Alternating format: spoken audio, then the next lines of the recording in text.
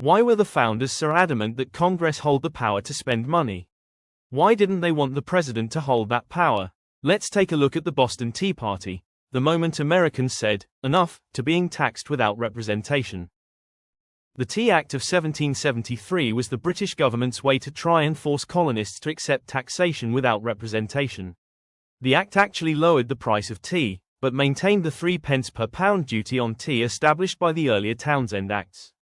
For colonists who believed in no taxation without representation, buying the cheaper, taxed tea would acknowledge Parliament's right to tax them. To the colonists, this was a challenge to their rights. If a distant government could take their money without their consent, what couldn't it do? If a monarch could take colonist money and spend it overseas, why should they accept his rule? On December 16, 1773, American colonists, disguised as Mohawk warriors, dumped 342 chests of tea into Boston Harbor in protest. They strategically targeted only the tea and left other cargo alone. This act of defiance against taxation without representation escalated tensions between the colonies and Great Britain, ultimately contributing to the start of the American Revolutionary War. After independence, Americans made sure the power to raise and spend money belonged to the people's representatives, Congress, not the executive.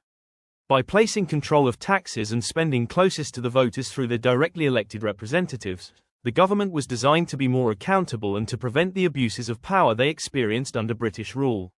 They intentionally granted the power of the purse to Congress, not the president.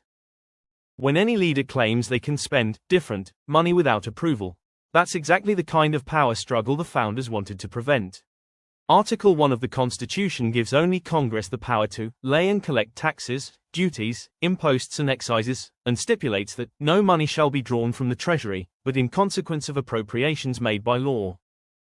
Taxation without representation is still objectionable, and the power of the purse remains a cornerstone to American democracy.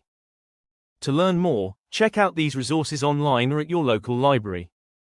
Please follow us at History Bytes Unlocked, where our small but mighty history team is unlocking history one byte at a time.